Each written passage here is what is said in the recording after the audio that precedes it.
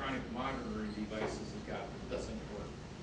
I like to make that distinction because we had a lot of folks in the last group that kind of confused that. Okay. So, let's look at what we got to do here. We're going to start off with a positive and a negative plate. This is really so ridiculously simple in its basic concept that it's almost disgusting why we haven't done it. We can take two pieces of metal. I don't care what they are. Well, I do, but for right now I don't care. We'll get into that as we move along. Okay. We're going to take two pieces of metal and we're going to drop them in a solution of water and some type of catalyst. And electricity is going to pass back and forth. Now what happens when I broke my jar and all my water went away? There's no electrical connection here. I have no current flow. Okay. Now I can make my plates any number of ways. I can cut them out with tin snips. I can stamp them. I can laser cut them. I can get really cool. The laser cut's far better than the stamp or the tin snips because have any of you ever stamped out a piece of metal on a shear? Okay. Sharp edges.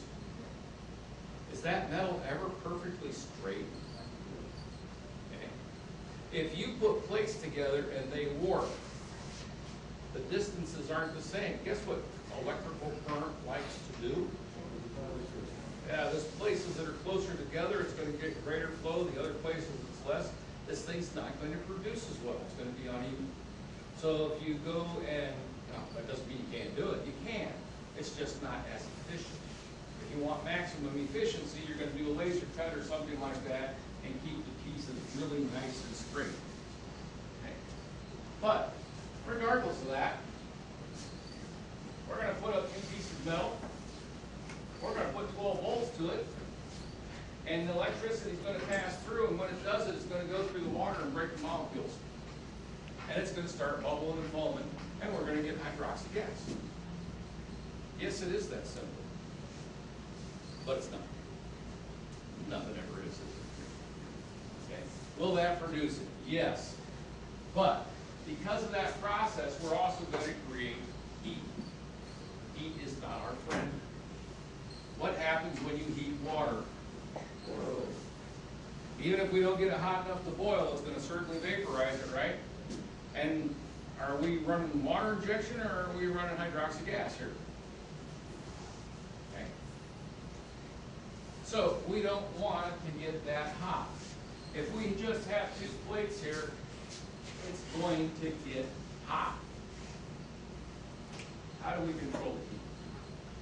How do we keep it from getting hot and boiling? Okay, we'll come back to that question. One way is we start splitting this thing up. We're going to put a bipolar plate in here. This is nothing but another plate. It looks like there's two, and we've done that for illustration purpose, but it's really just one piece of metal. It's just another piece, just like these two.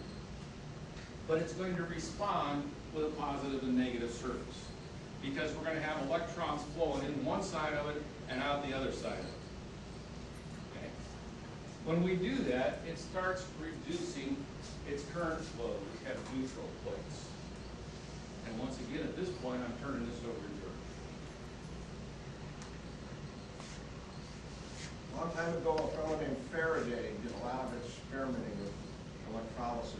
And through his experimentations, it was determined that the amount of voltage passing between a couple of plates necessary to create hydrogen was around 1.2 volts to 1.4 in that range. So anything more than that you put through your plates is going to result in creation of heat. So we want to get our voltage down to that range. Well, in reality, in the real world, we're looking at more like 2 to 2.2 volts is what we use to make this really happen.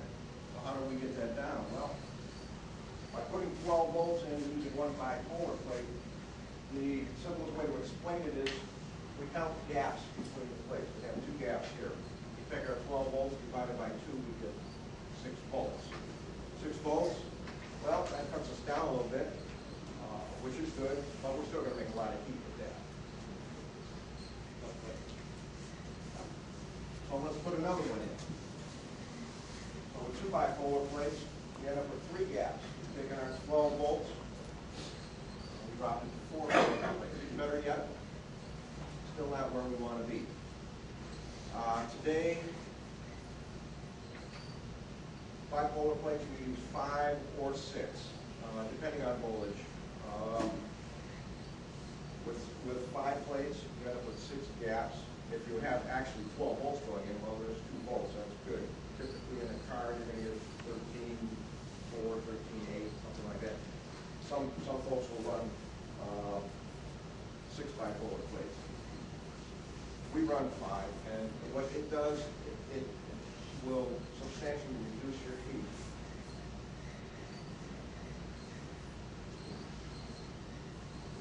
Okay, there we go, 5 or 6 bipolar plates. These cells over here, actually, this one here has 5. This one has, I believe we have 3 in this one. That'll create a lot of heat, but it'll create the gas right away, but the heat will go up. Yeah, on short run drives, you can get away with less plates. If you're going to build a system, put in your car, and you know your typical drive with your car is going to be 30 to 40 minutes, you can get away with a lesser system because it will take time for the heat to create. With more bipolar plates, you can run for a lot longer distance before heat will become a problem. Well, getting back to the plates, have you seen it change by changing the surface area? The plates bigger. We're going to get to that. That's a good question. Voltage isn't the only thing that we have to consider for heat, creating heat. The amount of current that we put into this thing. And this is where we're going to get into the size of the plates. We want the current density to be at 0.5 amp or less. Per square inch. Per square inch of plate size. And that's not each and every plate. Now, this is where we're going to go to on your handout, on the first sheet that you have there, you're going to see a drawing something like this. Guys, we take, and we're running a machine, a cell, and we have a plate this large, and we're putting 2 amps through it. We certainly have more than 4 square inches. We're way under that current density load that we want. Now, maybe we'll run 10 amps through this one. We're still under that rating by quite a great deal. But if I use a little tiny plate and make a smaller one, the odd thing is, if I put my 10 amps through it, now I'm exceeding my 0.5 amp per square inch. It's going to start creating heat. The odd thing is, if I have the little bitty plate or the big plate, if I'm running 10 amps through this, it's going to make the same amount of hydroxide gas. Whether it's a little plate or a big plate, it's going to make the same amount of gas with my 10 amps. So if I use a larger plate, I reduce the amp per square inch, and I reduce the